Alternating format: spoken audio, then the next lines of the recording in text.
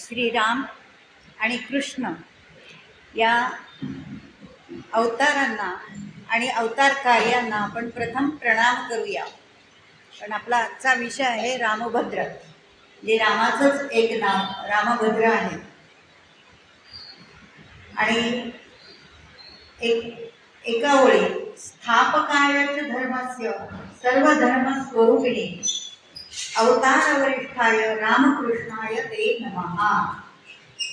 आणि मग गुरुर्ब्रह्मा गुरुर्विष्णू गुरुर्देवो महेश्वरा गुरुर्साक्षात् परब्रह्म तस्मै श्री गुरवे नमः.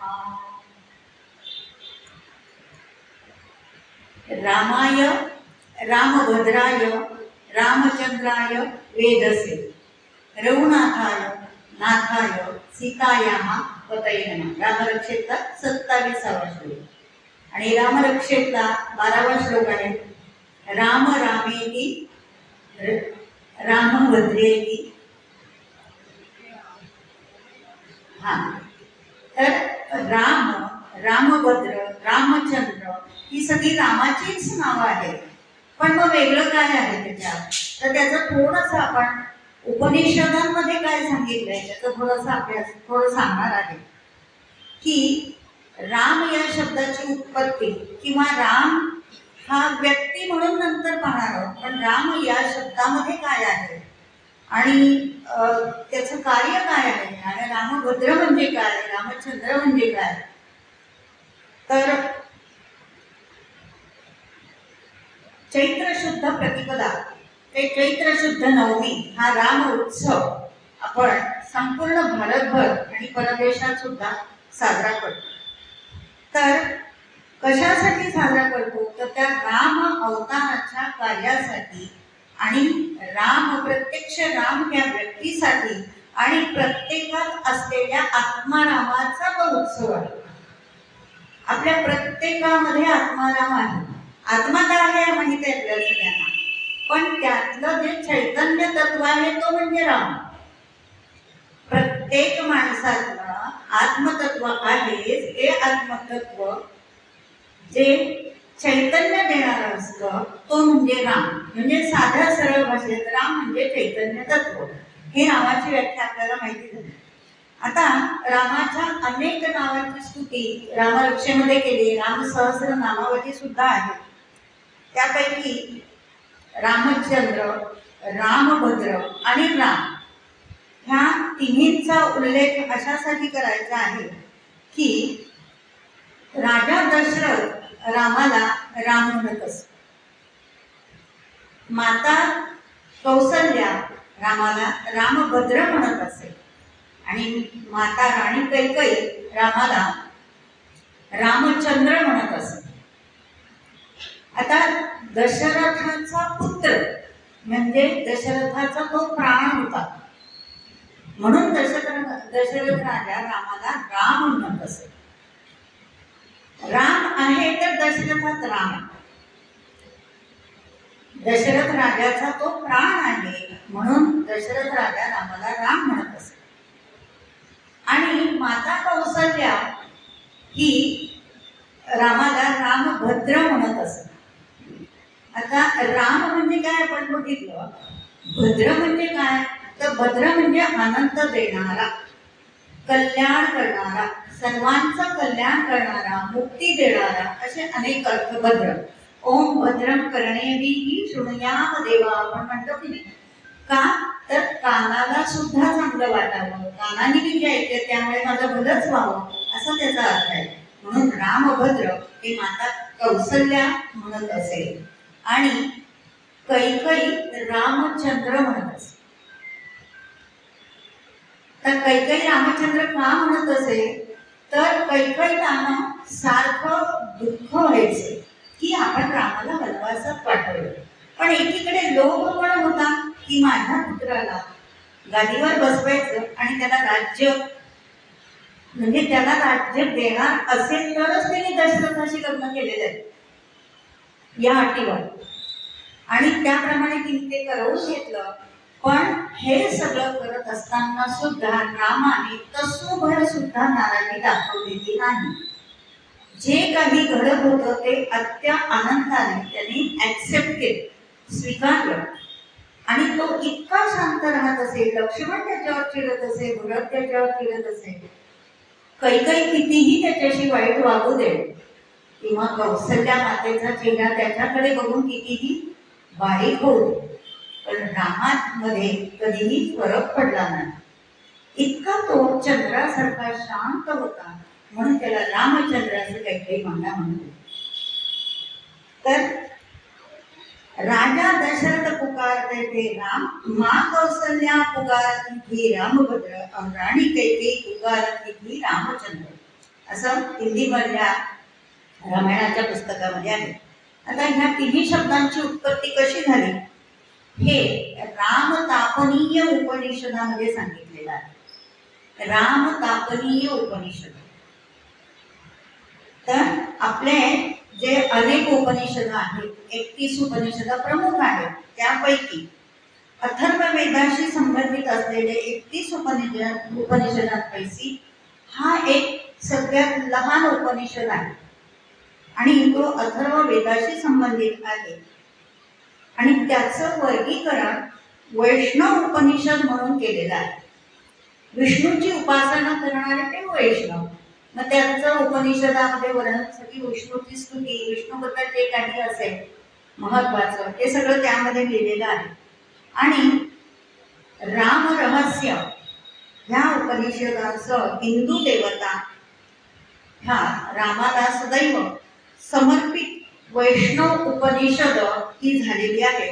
आणि त्या उपनिषदानुसार राम हा शब्द आत्मा आणि ब्रह्म किंवा आत्मा किंवा ब्रह्म याच्याशी संबंधित आहे.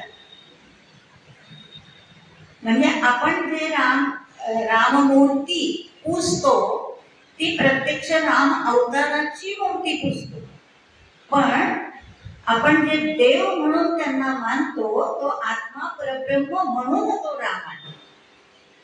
त्या प्रत्येक मूर्तीमध्ये ते परब्रह्म तत्व आहे. रामामध्ये तर ते खूपच पटीने जास्त होतं. बघा ते त्याचे पराक्रम सगळे आपण ऐकले पाहिल्यावर किंवा रामायणाच्या सगळ्या कथा पाहिल्यावर त्याच्या पराक्रमामुळे आपल्याला हे कसं काय घडू शकतं, तर त्याच्यामध्ये ती प्रचंड शक्ती होती. म्हणून राम ह्या शब्दाचा अर्थ आत्मा किंवा ब्रह्म असा आहे. आणि हिंदू तत्वज्ञानाचं जे अंतिम आणि अपरिवर्तनीय असं जे वास्तव आहे, आपलं हिंदू तत्वज्ञान सगळं वेदांतामध्ये आहे. आणि वेदांताचा प्रत्येक प्रकरणामध्ये किंवा वेदांताच्या कुठल्याही पुस्तकामध्ये आत्म्याविषयीच बोललेला आहे. नंतर देहाचं, हो की नाही, नंतर देहाबद्दल सांगितलेलं आहे, पण आत्मा तत्व किंवा आत्मा प्राण ब्रह्म ह्याबद्दलच हिंदू तत्वज्ञान आपल्याला सांगतं. म्हणून तापनीय उपनिषद हे 2 भागात आहे. त्यामध्ये रामाय नमः किंवा राममंत्र ह्याचा उल्लेख केलेला आहे. आणि ते 2 भागात कसं आहे, तर रामतापनीय पूर्व भाग आणि रामतापनीय उत्तर भाग अशा 2 भागामध्ये ते राम उपनिषद आहे.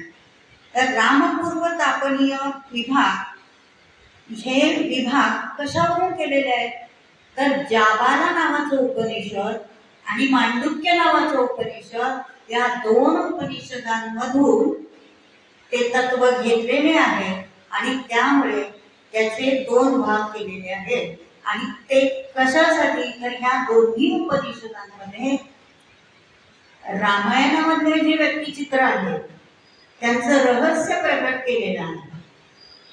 मांडुक्य उपनिषद आणि जाबाला उपनिषद या 2 उपनिषदांमध्ये प्राचीन उपनिषदांमधून जे सच्चिदानंद परब्रह्म तत्व आहे, सच्चित आनंद आपल्याला माहिती, ओके नाही, सच्चित आनंद म्हणजे काय, जे तत्व चिरंतन आहे, जे तत्व कधीही नाश पावत नाही, त्यालाच आपण गीतेमध्ये आत्मा म्हटलेला आहे, चैतन्य तत्व म्हटलेलं आहे, अविनाशी तत्व म्हटलंय. ते तत्व आहे म्हणून तर आज दिवस संपला तरी आपल्याला असं उद्या उठावंसं वाटतं आणि सकाळपासून आपण काम करतो, बरोबर ना?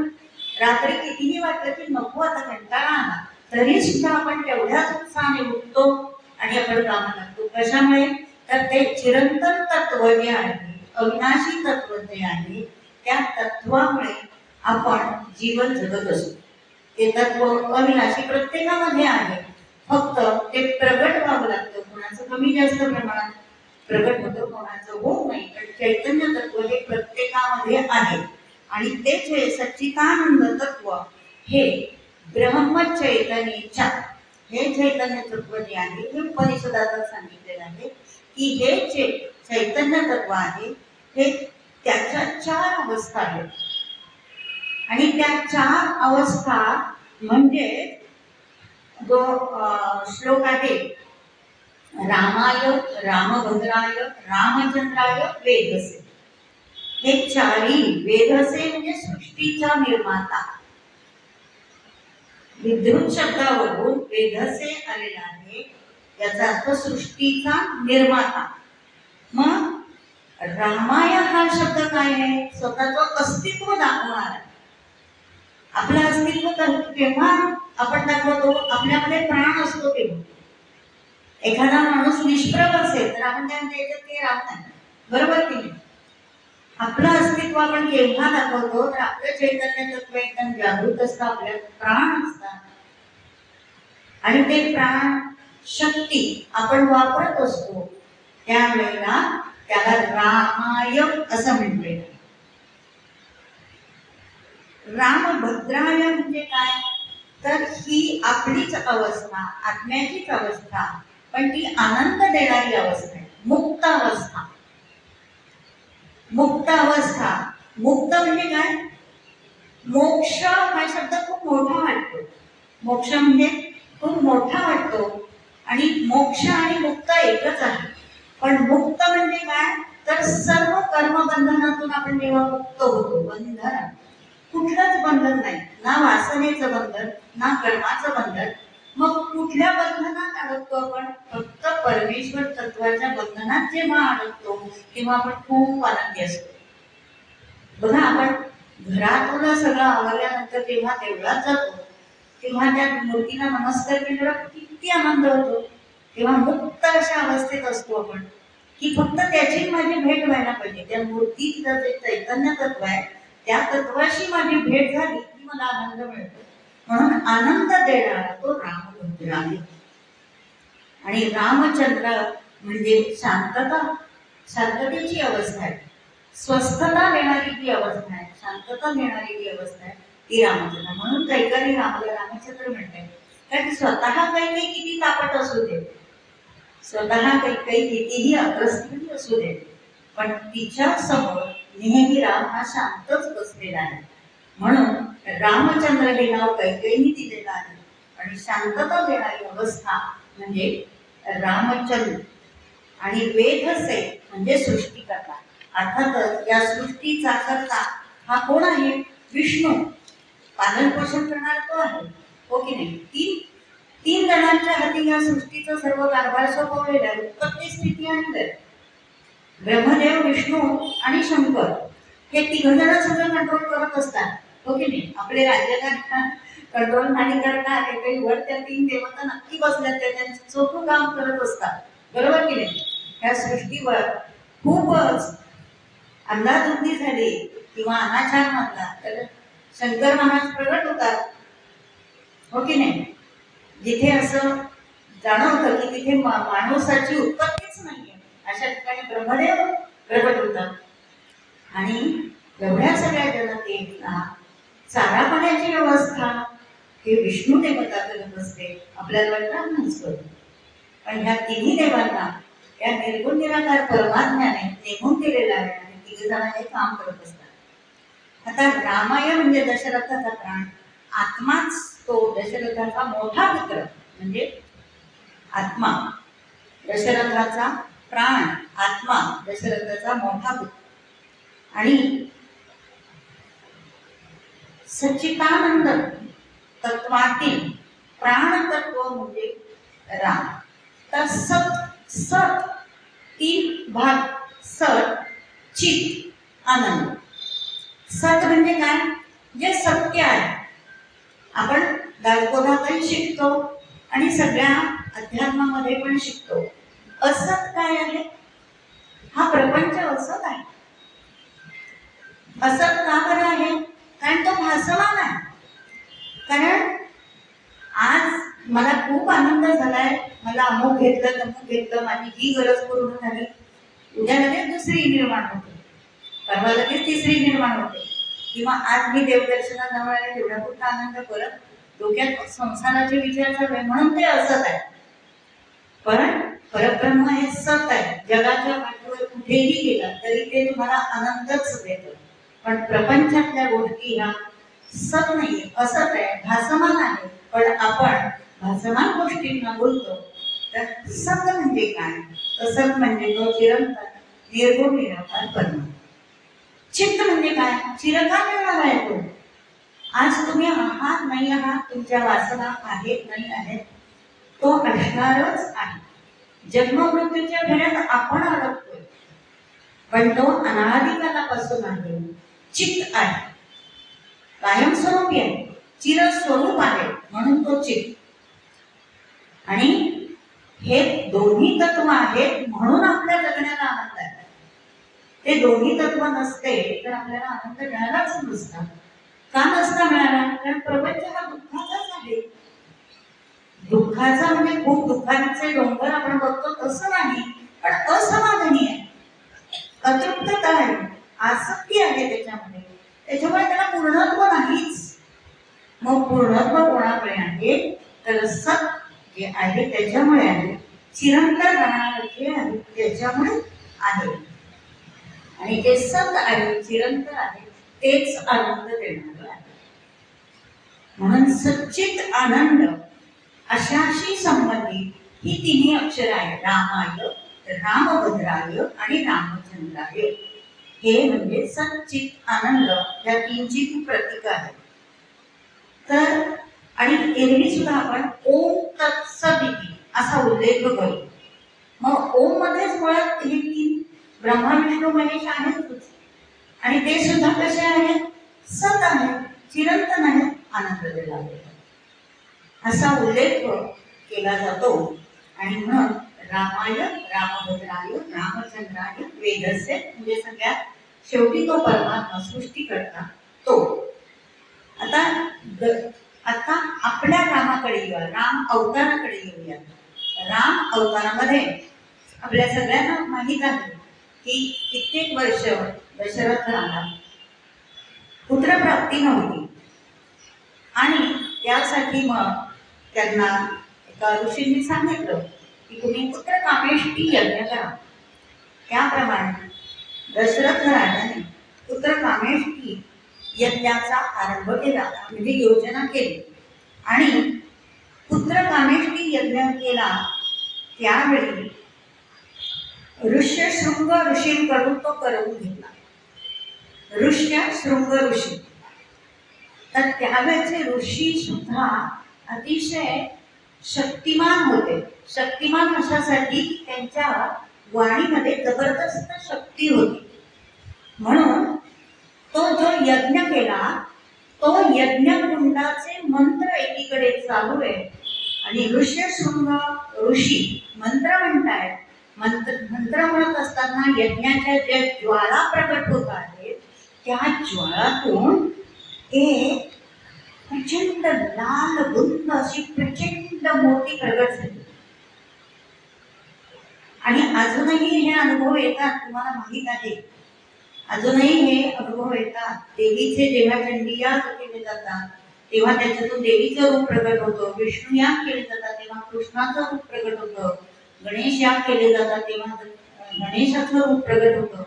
आणि त्यावेळी तर हे अतिशय सात्विकता होती मंत्रांमध्ये. त्यावेळी खूप सात्विकता होती, ऋषींमध्येही सात्विकता होती. ऋष्यशृंग ऋषींकडून हा यज्ञ करून घेतला आणि त्याचं सत्यत्व इतकं होतं, एवढी पॉवर होती की त्या यज्ञकुंडाच्या ज्वालेतून प्रचंड मोठा असा रक्तवर्णाचा पुरुष प्रकट झाला आणि त्याने दशरथावर प्रसन्न झाला तो आणि दशरथाला आशीर्वाद दिला की तुला 4 पुत्र प्राप्त होतील आणि ते 4ही पुत्र विष्णूचेच अंश असतील. अवतार नाही, विष्णूचेच अंश असतील. हे त्यावेळी म्हणजे जन्म होण्याच्या अगोदरच त्या ऋषींनी सांगितलं आणि ते विष्णूचे अंश असणार आहे आणि भविष्यामध्ये तू देवपिता म्हणून ओळखला जाशील असं ऋष्यशृंग ऋषींनी त्यावेळेच सांगितलं. आणि त्याप्रमाणे कैकेयीला एक पुत्र झाला, 2 जुळे पुत्र, कैकेयीला 2 जुळे पुत्र झाले, भरत आणि शत्रुघ्न. कौसल्याला एक झाला आणि सुमित्रेला एक झाला, तो लक्ष्मण. असे हे 4 विष्णूचे अंश त्यावेळी जन्माला आले. आता कौसल्या राणी ही अतिशय शांत होती, सालस अशा स्वभावाची होती आणि सात्विक वृत्तीची होती. त्याच्यामुळे तिला झालेलं मूल हे पण तसंच असणार. हे आजच्या काळातील लोकांना सांगण्यासारखं आहे की आई जशी असते तशीच मुलं होतात, तशीच मुलं होतात, ते गुण त्यांच्यात येतात. ह्या पिढीला सांगायची वेळ आली, पूर्वी हे सांगायची वेळच नसायची. तर म्हणून कौसल्याचा जो राम आहे तो अतिशय सात्विक होता, शांत स्वभावात होता. पण कौसल्या माता तशी होती.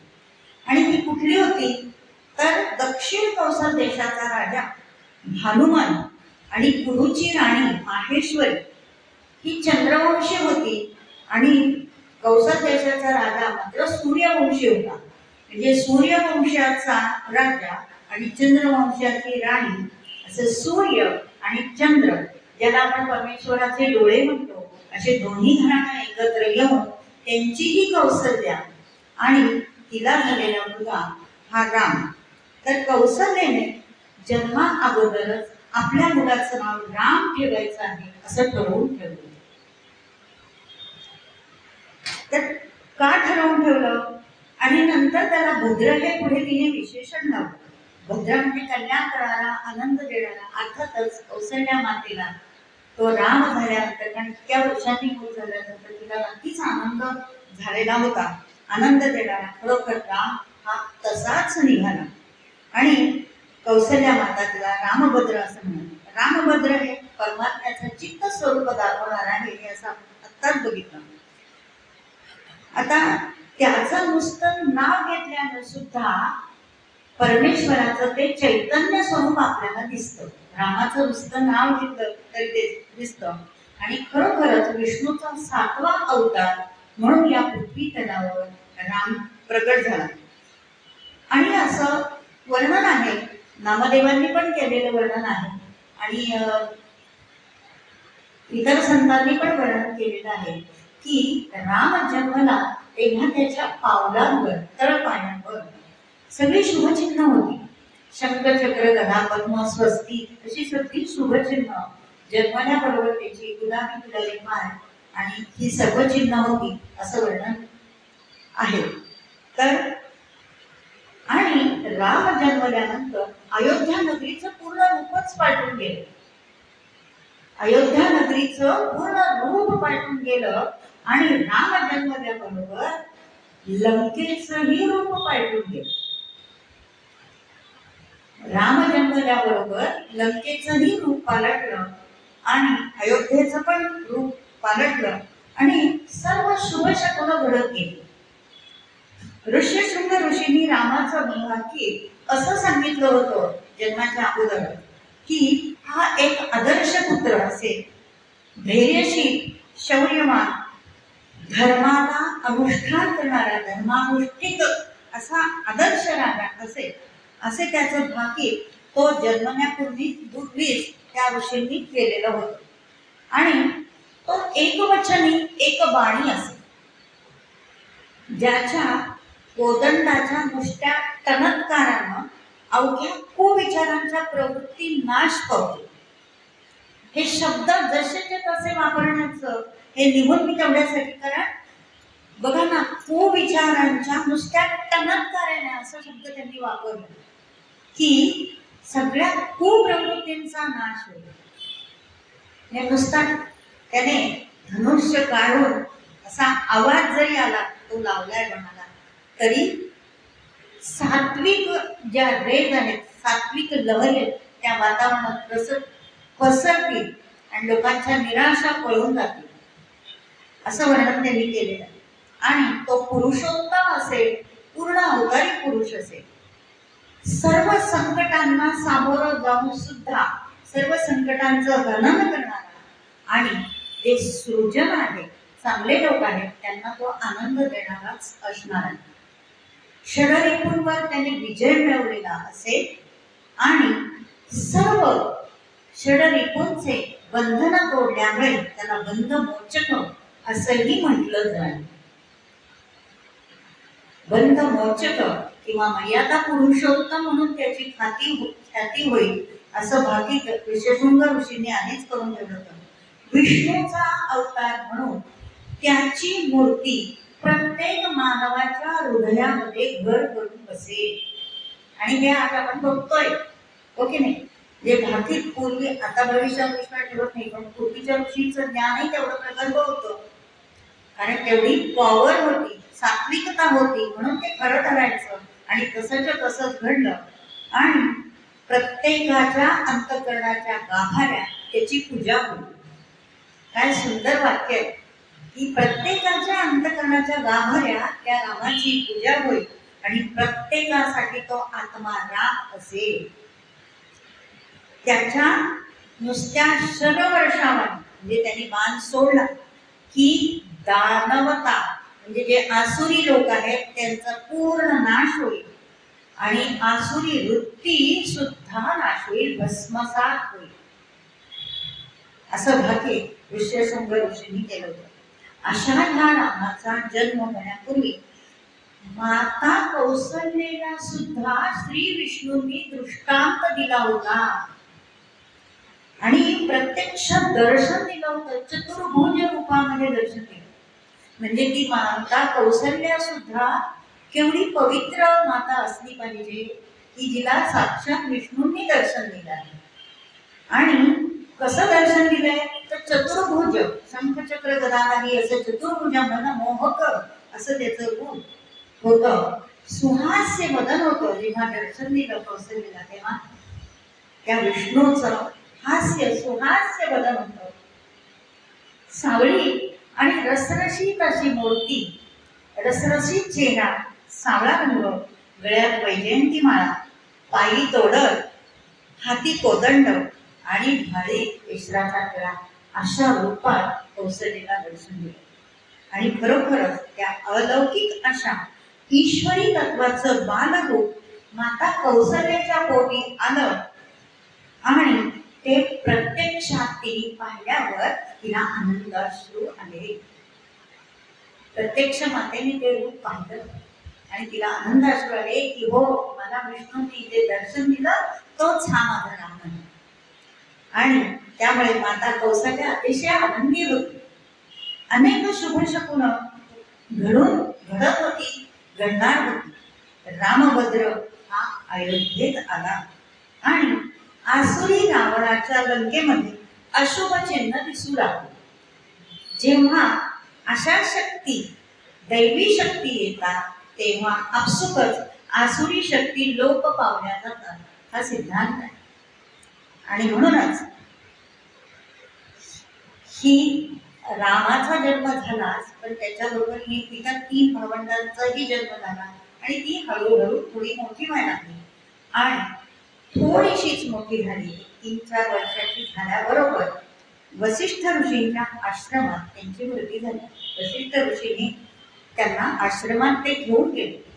आता आपण थोडा मोठा झालेला राम किंवा त्यांची भावंड त्यांचं पुढचं कसं झालं आयुष्य किंवा हा रामभद्र कसा ते बघत आहोत.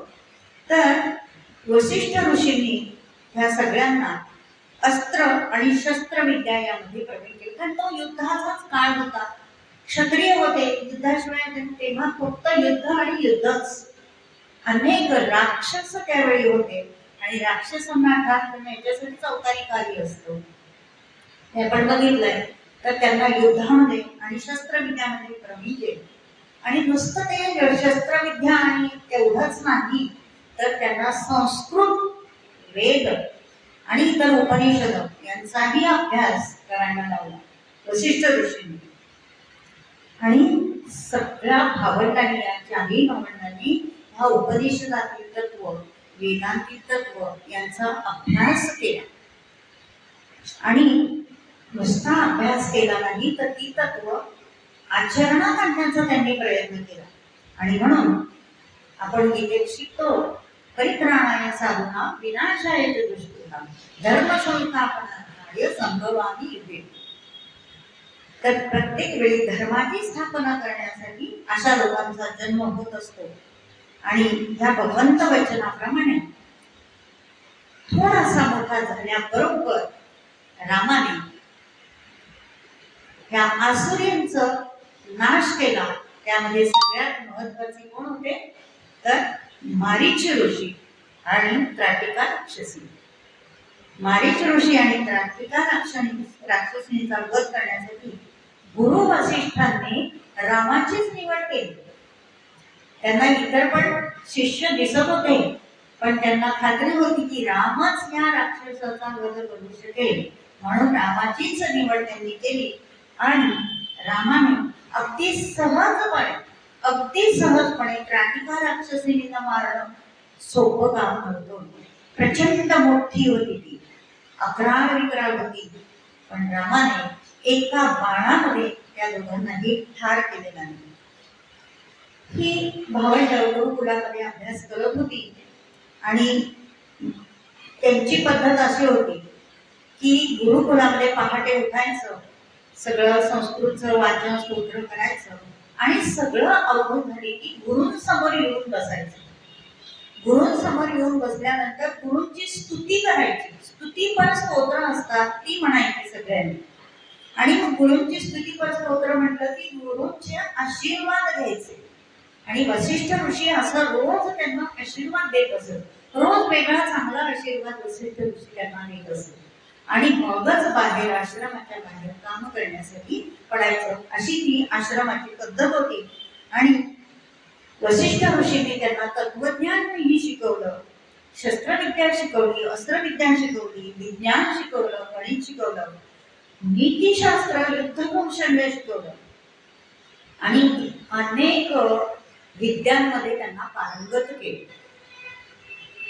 गुरुकुलामध्ये अशी पद्धत होती त्यावेळी की त्यांची जी गुरुकुलात जे लोक, म्हणजे आता ही 4 भावंड दाखल झाली आहेत ना, त्यांची नावं कळू द्यायची नाही.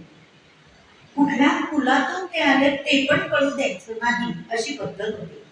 का होती, तर अयोध्येमधल्या राजपरिवारामध्ये ही होती. आणि मग राजपरिवारातल्या लोकांची मदत त्यांना मिळणार नाही कुठलेही, त्यांना असं बाजूला टाकलं जाईल म्हणून त्यांची नावं गुपित ठेवली होती. आणि त्यांना गुरुकुलामध्ये वेगळी नावं दिली होती. हे तुम्ही ऐकलंय का कुठे? मला पण अभ्यास करताना नवीन वाटलं, छान वाटलं की गुरुकुलामध्ये त्यांना वेगळी नावं ठेवली होती. त्यामध्ये रामाचं नाव सुदास असं ठेवलं होतं, भरताचं नाव वासू असं ठेवलं होतं, लक्ष्मणाचं नाव कौरव असं ठेवलं होतं आणि शत्रुघ्नाचं नाव नल कर्दक असं ठेवलं होतं.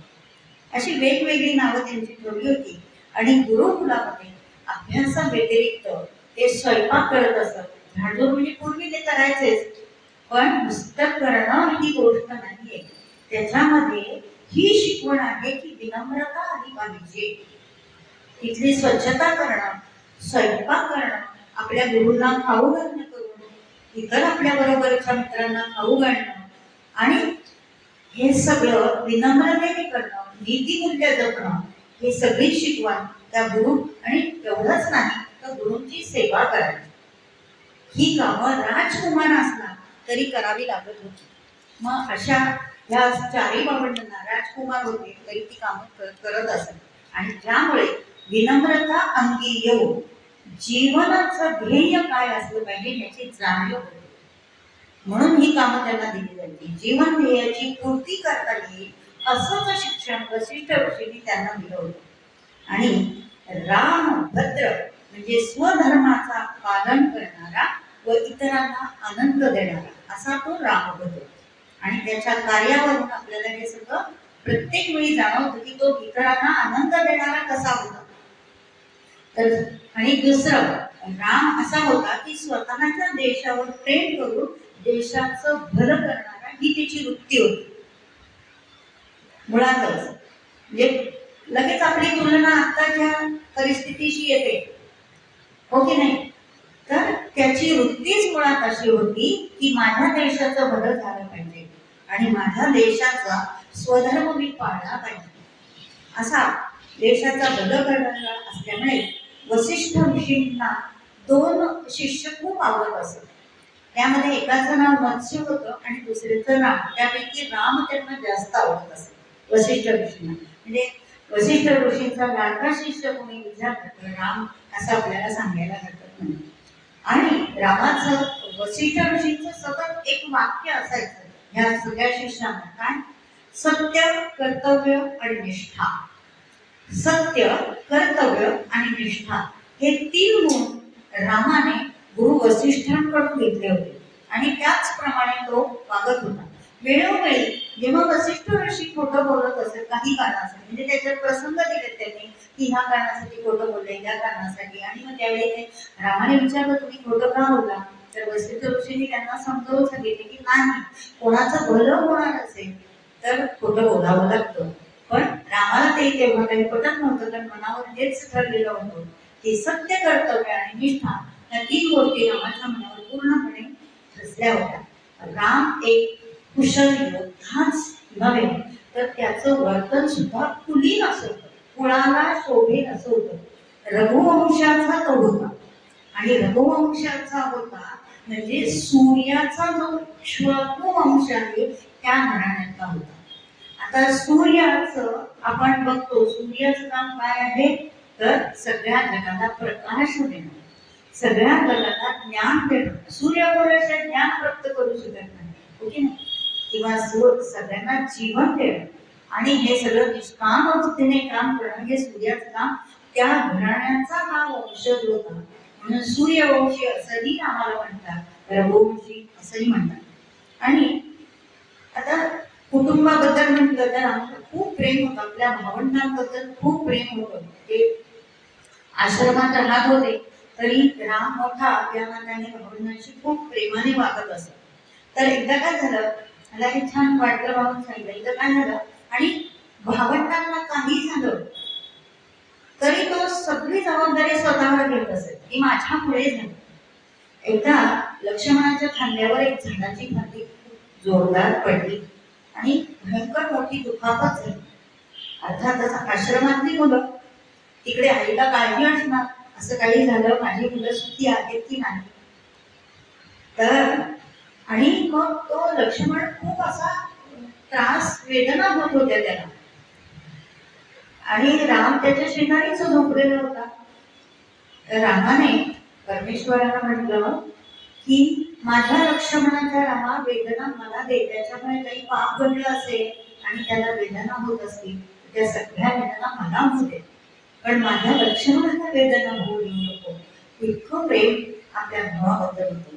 आणि ते सगळं तो झोपेत सांगत होता ईश्वराला. हे झोपेत सुद्धा बंधुप्रेम किती जागृत होतं हे आपण त्याच्यातून घ्यायचं. तर अशी अनेक वेळा लक्ष्मणावर संकट आली आणि लक्ष्मण अतिशय चंचल स्वभावाचा, कुठल्याही प्रसंगी चटकन निर्णय घेऊन तडकाफडकी बोलणारा असा होता लक्ष्मण. पण रामाने तितक्याच सहजतेने त्याला शांतपणे घेऊन वेळोवेळी त्याचा अपमान न करता त्याला स्थिर बुद्धी देण्याचा प्रयत्न केला. तर वेळ ते प्रसंग वाचले की आपल्याला असं वाटतं की कशाला लक्ष्मण बडबडला असं वाटतं आपल्याला. पण रामाने त्यांना कधीही तशा पद्धतीने वागवलं नाही. अतिशय शांतपणे रामाला वागवलं आणि लक्ष्मणावर अनेक संकट आली, व्रतावर जरी आली तरी त्या सर्वांना जबाबदार स्वतः धरली. आता गुरुकुलातून शिक्षण पूर्ण करून ही सगळी भावंड आपल्या स्वगृही आली. आता खरा रामाचा रामाचं कार्य काय ते आपल्याला वेगळ्या पद्धतीने बघायचं आहे. आपण आतापर्यंत वाचले ऐकलेलं असेल त्याच्यापेक्षा थोडंसं वेगळं. काय तर लंकेचा राजा रावणाने अयोध्येची पार म्हणजे अगदी धुळधाड उडवली होती, अयोध्या उद्ध्वस्त केली होती असं म्हणायला काही हरकत नाही. आणि रामाचं जे भविष्य आहे ते सुद्धा त्याने उद्ध्वस्त केलं होतं. इकडे गुरुकुलातून जेव्हा अयोध्येला राम आला तेव्हा रामाला अयोध्येमध्ये खालील गोष्टी जाणवल्या. काय जाणवलं की रामाला पहिल्यांदा असं जाणवलं की आपला समाज स्त्रियांचा योग्य तो मान राखत नाही. घडोघडी स्त्रियांचा अवमान करतात, त्यांना म्हणावं तसा मान देत नाही, त्यांना दर्जाही देत नाही. हे त्यांना खूप जाणवलं आणि त्याच्याबद्दल त्यांना वाईट वाटलं. आता नुसतं वाईट वाटून थांबलं नाही, पुढे त्यांनी त्याच्यावर उपाय केलेले आहेत. स्त्रियांना तशी वागणूक देण्याचा प्रयत्न केलेला आहे. म्हणून त्याला जे वाटतं ते त्यांनी प्रत्येक गोष्ट कृतीत आणलेली आहे. नंतर काय वाटलं, अयोध्येत कुठल्याही कायद्याचं पालन होत नाही, कायद्याचं उल्लंघनच होत आहे असं त्यांना जाणवलं. आणि त्यामुळे अयोध्येची किंवा आपल्या भारताची जी संस्कृती आणि संस्कार आहे ती अगदी अस्ताना चाललेली आहे.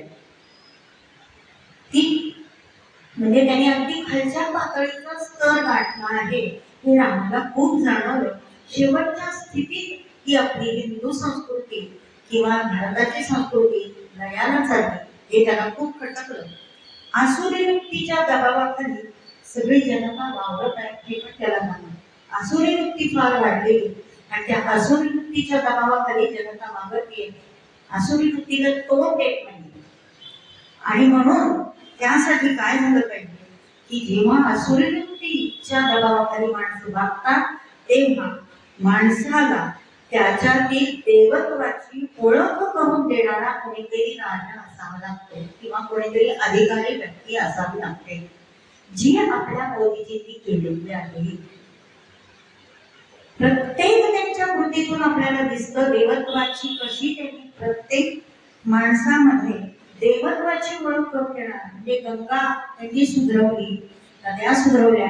आता कुंभमेळ्याच्या वेळी पण आपण बघितलं अशा कितीतरी बारीक साऱ्या गोष्टीमध्ये प्रत्येक माणसाला देवत्वाची जाणीव करून देणारी कृती त्यांच्या हातून घडते. आणि त्यावेळेला रामाला सुद्धा हे जाणवत होतं. आणि म्हणून राजा हा असा असायला हवा असं रामाला वाटत होतं. थोडस लगेच त्याच्या मनात भरताचं नाव आलं. पण भरत हा व्यावहारिक होता, सच्चा होता, पण व्यावहारिक होता. पण राम मात्र हा आदर्शवादी होता. त्यावेळी राम जेव्हा आला अयोध्येमध्ये त्यावेळी श्रवण पद्धती आणि पौरुष पद्धती, पौरुष संस्कृती आणि श्रवण संस्कृती हे दोन्ही नावं तुम्ही ऐकले होते का? श्रवण संस्कृती आणि पौरुष संस्कृती अशा दोन संस्कृतींनी ते राज्य चाललेलं होतं किंवा ते गावातले लोक वागत होते. आता ह्या दोन संस्कृती म्हणजे काय आहे तर श्रवण पद्धतीमध्ये अतिशय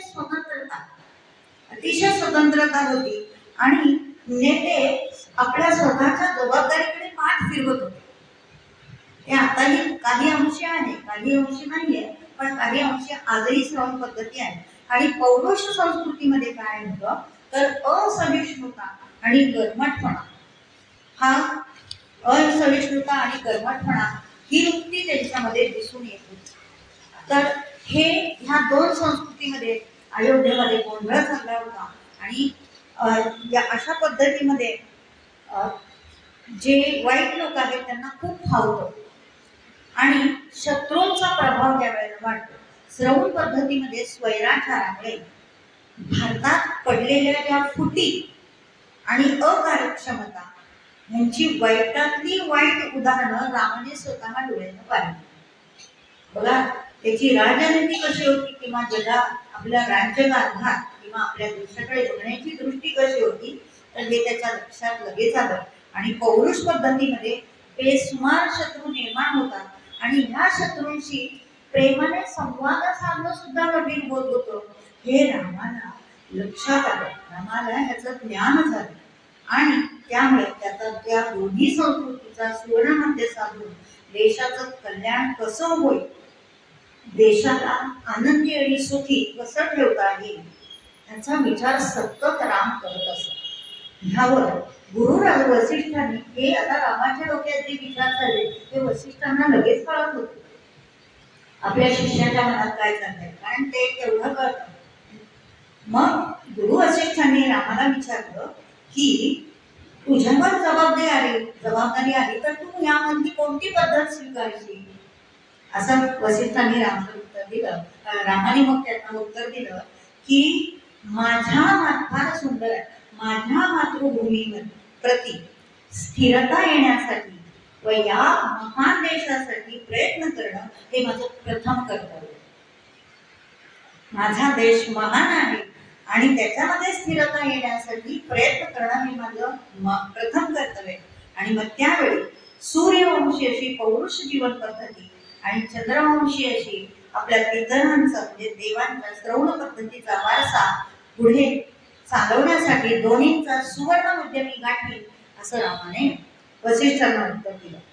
तर आणि वसिष्ठ ऋषींनी त्याला काय सांगितलं रामाला की तू महान व्यक्तींच्या चरित्रातून बरंच काहीतरी शिकशील, पण त्याहून जास्त जे अपयशी लोक आहेत किंवा ज्या मोठ्या मोठ्या व्यक्ती त्यांच्या ज्या चुका झाल्या आहेत त्यांच्यामधून तू जास्त शिकणार आहेस. अर्थातच वसिष्ठ ऋषींचा कौल राजा दशरथ आणि रावण यांच्याकडे बघण्याचा असं या वाक्यावरून आपल्याला असं वाटतं. आणि मग रामाने त्यावेळच्या लोकांनी अशा प्रकारचं स्वतःचं राज्य करण्यासाठी काय केलं होतं, मनुस्मृती, याज्ञवल्क स्मृती, व्यास स्मृती, नारद स्मृती, व्यास स्मृती अशा वेगवेगळ्या स्मृतींचा अभ्यास करून कायद्यातील पळवाटा आणि त्यातली विसंगती हे ते जेवढं घेता येईल तेवढं त्यांनी घेतलं, त्याचा फायदा घेतला आणि स्वतःची सुटका कशी करून घेता येईल ह्याचाच ते विचार करत होते. आणि त्यामुळे काय झालं, निरपराध लोक हे कैदेत गेले, त्यांना डांबून ठेवण्यात आलं आणि कित्येक वर्ष डांबून ठेवण्यात आलं. आणि काही लोक अज्ञानामुळे खितपत पडले होते तुरुंगामध्ये. असं सगळं अन्यायाचं वातावरण होतं. आणि मग एकही रामाला पटलं नाही, रामाला खूप वाईट वाटलं. मग आणि त्याच्यामुळे तुरुंगात पण गर्दी वाढली. रामाला वाटलं की ह्याचा आता आपण अभ्यास केला पाहिजे आणि ह्याच्यातून सरळ सोपे असे कायदे केले पाहिजे. म्हणून रामाने सुसंबंध असे काळाशी योग्य असे कायद्याचा अभ्यास आपण केला पाहिजे असं रामाने केलं. आणि म्हणून रामाने वरच्या सगळ्या स्मृतींचा अभ्यास केला. वर ज्या ज्या आपण वर्णन केल्या त्या सगळ्या याज्ञवल्क स्मृती, मनुस्मृती, व्यास स्मृती, नारद स्मृती, यमस्मृती अशा सगळ्या स्मृतींचा रामाने अभ्यास केला. आणि नुसता अभ्यास नाही केला, त्याने कायदे ठरवले. आणि ते कायदे नुसते ठरवले नाही, त्याच्या पुढची गोष्ट की ते कायदे शिलालेखावर कोरले आणि ते शिलालय त्याने अयोध्येमधल्या मंदिरामध्ये बसवले. आणि त्या प्रत्येक शिलालेखाच्या खाली शेवटी एक वाक्य लिहिलं की कायद्याबद्दलचं अज्ञान हे माफी होण्यासाठी सबब ठरू शकत नाही, असं प्रत्येक शिलालेखाच्या खाली. आणि लोकांना कायदा समजण्यासाठी दवंडी पिटणाऱ्या लोकांना काम दिलं. काय तर सरकार जे काही कायदे केले त्याचं सार्वजनिक वाचन दवंडी पिटून करायचे. पूर्वी असायची दवंडी गावामध्ये. आणि मग ते सार्वजनिक वाचन कायद्यांचं सगळ्या लोकांच्या कानापर्यंत होऊ लागलं. आणि ते इतकं चांगलं काम केलं रामाने, म्हणून लोकांनीच रामाला न्याय प्रवर्तक राम अशी पदवी दिली. लोकांनीच रामाला न्याय प्रवर्तक राम अशी पदवी दिली. आता राम या शब्दाचं आणखी व्याप्ती काय ते बघू आणि आपल्याला लगेचच सांगते. तर असा हा राम वेगळं काहीतरी कर्तृत्व ते आपण ध्यानामध्ये बांधलंय. आणि देशाचं रक्षण, स्वधर्म जागवणं, माझ्या देशातील लोक सुखी होणं, आनंदी होणं ह्याकडे त्यांनी लक्ष दिलं. तर राम हा शब्द, र हे अक्षर जे आहे ते बीज मंत्र आहे. आणि बीज मंत्र म्हटल्यानंतर त्याला पंचमहाभूतातलं एक तरी तत्व लागू पडतो. मग र या अक्षराला अग्नितत्व लागू आहे आणि त्याला काना दिला की ते रा असं होतं. तर ह्या राम या शब्दामध्ये संपूर्ण जगाचा विकास अंतर्भूत आहे. का तर र या अक्षरावर अधिष्ठाती देवता 3 बसलेल्या आहेत, ब्रह्मा, विष्णू आणि महेश. फक्त र या अक्षरावर बसलेले आहेत, नुसतं र हे अक्षर घेतलं नाही. आणि त्यांचं वास्तव्य आहे. र या अक्षरामध्ये एवढी शक्ती आहे, ते बलाढ्य आहे, बलवान आहे आणि त्रिमूर्तीची शक्ती त्यामध्ये सामावलेली आहे. अग्नितत्व त्याच्यामध्ये आहे. आणि आ हे अक्षर म्हणजे र ला काना दिल्यावर आ होतो, रा होतो. राम आ म्हणजे अमर्याद शक्ती आहे. रा या शब्दामध्ये अमर्याद शक्ती आहे. आता आपण आ या शब्दाचं अजून एक्सप्लेनेशन बघू. आमरण उपोषण आपण म्हणतो, म्हणजे मर्यादेपर्यंत. पर्यंत म्हणजे याला मर्यादा आली. किंवा आमरण आहे, किंवा आ सूर्य, आ चंद्र असं आपण म्हणतो की नाही. तर जेवपर्यंत चंद्र सूर्य आहे तोपर्यंत, म्हणजे तोपर्यंत म्हणलं की त्याला लिमिट आलं. पण आ या शब्दाने मर्यादेच्या पलीकडे असा अर्थ त्यामध्ये येतो. नुसत्या रा शब्दा अक्षरामध्ये रोग बीज, पाप बीज, अशुद्ध बीज, कुसंस्काराचे बीज हे जाळून टाकण्याची शक्ती आहे. नुसतं रा रा रा तुम्ही दिवसभर म्हटला तरी सुद्धा ती शक्ती जाणण्याची जी पॉवर आहे त्या रा मध्ये आहे.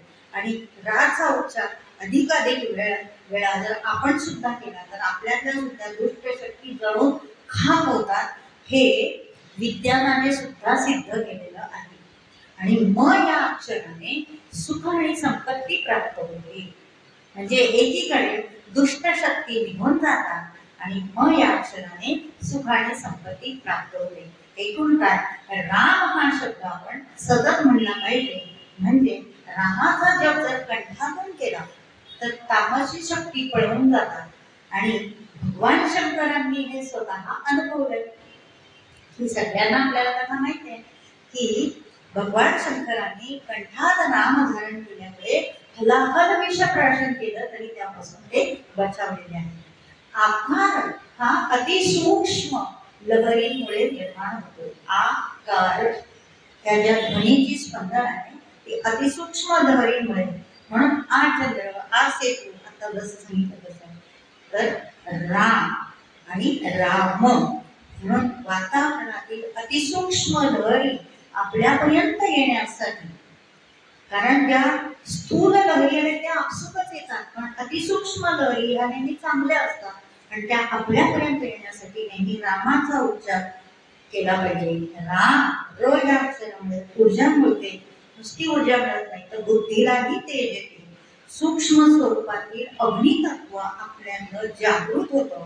जसं खूप मोठ्या खोलीमध्ये एवढीशी उत्पत्ती लावली तर त्या उत्पत्तीच्या एवढ्याशा लाल ठिपक्याने त्या मोठ्या खोलीला अंधार जसा नाहीसा होतो, तशा या एवढ्याशा ल अक्षराने अज्ञान नाहीस होतं, अंधार नाहीस होतो, वाईट शक्ती नाहीशा होता. आणि रामरक्षेतील 12व्या श्लोकामध्ये हेच सांगितलंय की रामाय रामभद्राय रामचंद्राय वा स्मरण. वा म्हणजे राम म्हणा, रामभद्र म्हणा, रामचंद्र म्हणा, पण राम ह्याचं स्मरण करा. स्मरण हा शब्द खूप महत्वाचा आहे. आपल्याला कोणी टोचून बोललं की आपल्याला स्मरण होतं, म्हणजे इथे लागतं. तसा इथेपासून अंतःकरणापासून राम हा शब्द आपण म्हणायला पाहिजे. आणि असा जेव्हा तुम्ही म्हणाल तेव्हा नरोन लिप्यते पापी. नर म्हणजे माणूस, त्या माणसाला पाप चिटकतच नाही, जवळ सुद्धा येत नाही पाप त्याच्या, असं म्हणतंय. भुक्ती मुक्तींच विंदती. भुक्ती मुक्ती, मुक्ती पण मिळते आणि असं म्हटलं जातं. आणि दुसरा श्लोक रामरक्षेचा 27वा आधी 12वा सांगितला. 27 श्लोक काय? रामाय रामभद्राय रामचंद्राय वेदसे. ते तर आपण बघितलं, सच्चिदानंदाचंच रूप आहे. आणि रघुनाथाय नाथाय सीताया पते नमः. आणि अशा या रामाने काय केलंय तर प्रत्येकाला आनंद देणारा राम कसा? तो गांध्याचा वाल्मिकी झाला. विराट नावाच्या राक्षसाचा या नावाने वध केला. इतर आपण पाहिलेलंच आहे, पण ही नावं दुर्मिळ आहेत, मला आढळली म्हणून यांची उदाहरणं सांगते. शरभंग ऋषींना कुष्ठरोग झाला होता. रामाने नुसता एक बाण सोडला, अग्निकुंड निर्माण केलं, तिथे गरम पाणी निर्माण होतं, त्यात त्या ऋषींनी आंघोळ केली आणि त्यांचा कुष्ठरोग गेला. असा दिव्य जलाने त्यांनी कुष्ठरोग नाहीसा केला. नंतर अगस्त्य ऋषींनी रामाला खास रावणाचा वध करण्यासाठी बाण दिला होता आणि त्या एका बाणाने त्यांनी रावणाचा वध केलेला आहे. शूर्पणखेचा वध केलेला आहे. शबरीला भक्तीची प्रेमाने भेट दिलेली आहे, म्हणजे आनंदच दिला की नाही. इंद्रजितला मारलं आणि मारुतीसारखा सेवक कायमसाठी मिळवला. आणि रामाचं वैशिष्ट्य असं होतं की रामाने एक बाण मारला तरी ती व्यक्ती, तो शत्रू चित्त होत असे, म्हणून आपण त्याला म्हणतो रामबाण. रामाला दुसरा भात्यातला बाण कधीच काढावा लागला नाही, म्हणून त्याला आपण रामबाण म्हणतो. असा रामबाण औषध म्हणजे काय? सदर रामनाम घ्या. रामाय रामभद्राय रामचंद्राय वेदसे रघुनाथाय नाथाय सीताय पते नमः. आणि एक राम घेतलं तर सहस्र नाव विष्णूचे घेतल्याचं पुण्य आहे, असं रामरक्षितल्या शेवटच्या 37व्या श्लोकात सांगितलेलं आहे. अशा प्रकारे रामभद्र म्हणजे काय याचं आपण त्याचं कर्तृत्व पाहिलं, रामभद्रचा आध्यात्मिक अर्थ पाहिला, याचं ईश्वरी तत्व काय आहे ते पाहिलं. आणि तुम्ही सगळ्यांनी ते खूप शांत चित्ताने ऐकून घेतलं. धन्यवाद. जे काही होते ते सद्गुरूंनी वाढवून, बाकी सगळं जे काही उरलं असेल ते आले.